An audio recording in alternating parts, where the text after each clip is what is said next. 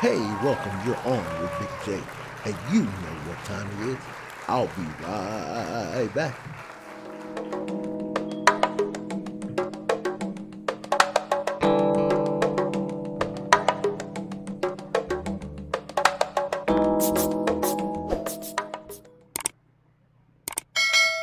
Hey, let's talk sports news and information here with Big J.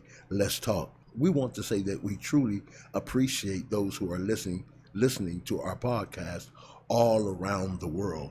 You are amazing. The numbers are showing that so many are tuning in to the internet radio stations. We really appreciate you. And we see those who are coming on to our YouTube channel, Big J, Let's Talk, and you're joining. We truly appreciate you. If you're not a part of our podcast and you are on YouTube, here's your opportunity to hit that red button and to become a part of something that's growing, the new wave and new understanding of media within the realm of sports. So hit that subscribe button.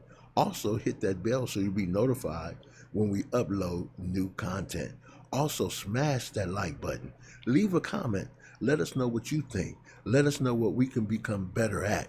We truly appreciate you. You are amazing.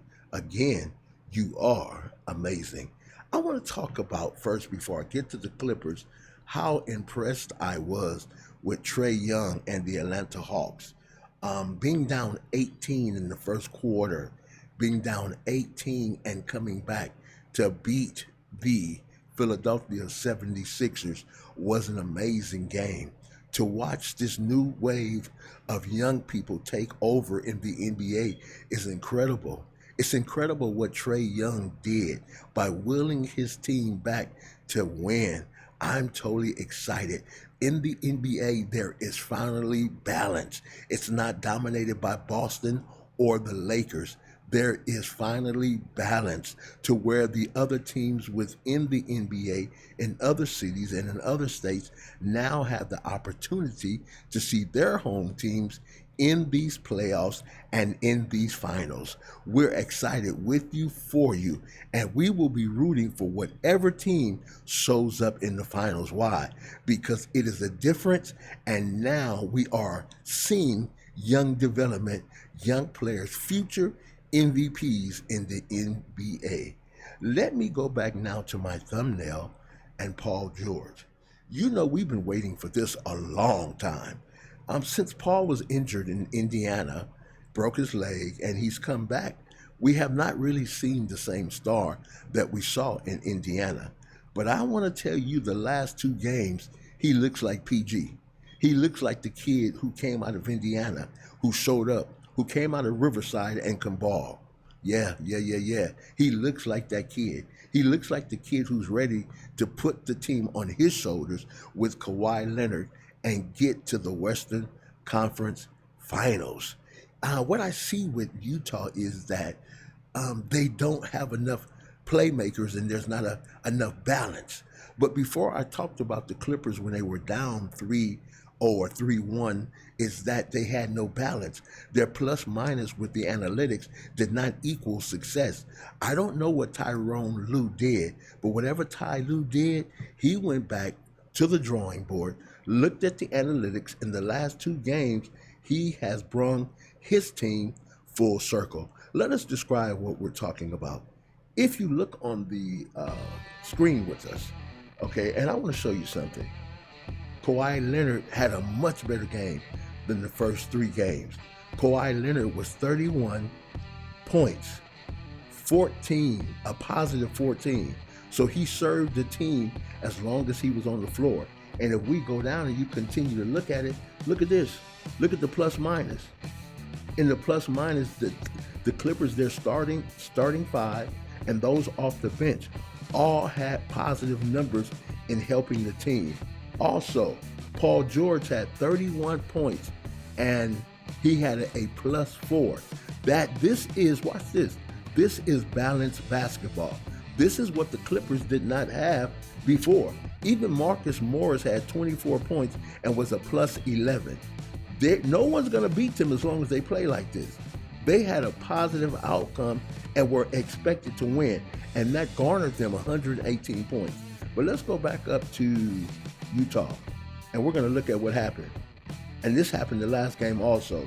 You got Bogdanovich had 18 points, but let's take away that -8. So he didn't help the team. Also, let's look at Royce O'Neal, 8 points, no balance. Rudy Gobert, 11 points, -1. Joe Ingles had a great game, 19 points, a +4. All right, now look at this. Donovan Mitchell had a horrible game, 37 points. I mean, he was about himself, but it was a -15 for the team. So he really didn't help the team. Also, Jordan Clarkson was missing in action. This is why you didn't see him on the floor much last night. Watch.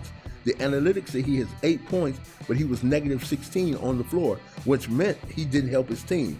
So this is no balance here. But if we go back down and we look at the Clippers, just look at that. That is the most beautiful thing you've ever seen. That is the most beautiful thing you've ever seen. Look at that. So if you look at the analytics, the Clippers played a great game all night. All night? Yes, all night. They were consistent. Even when Kawhi Leonard went to the bench, Paul George and the team continued with their balanced scoring. And this is what I said before. If the Clippers can become balanced, they can beat anyone. And if they did, it's going to be hard for Utah to beat them. I think we will go to a Game 7. I do believe we will. And the Clippers will win. These playoffs this year are just amazing. We're seeing some dynamite basketball. The West is really showing themselves to be great. Brooklyn, James Harden's supposed to come back tonight. We will see. I'm excited. There's so much going on. And we want you to stay tuned and get ready for the NFL, because NFL football is around the corner. So again, we want to say thank you for those who have subscribed to our channel, those who are part, those who have not. We appreciate you. You are amazing. And you know what I'm going to say at this time. Yeah, you got it. You're right. Be the best, and the best you will become. You've been on with Big J. Stay tuned for our live with D-Mac. Go by Deacon Mac's page and subscribe. That's Deacon Mac on YouTube, and subscribe. Have a beautiful evening. You've been on again with Big J. Be blessed.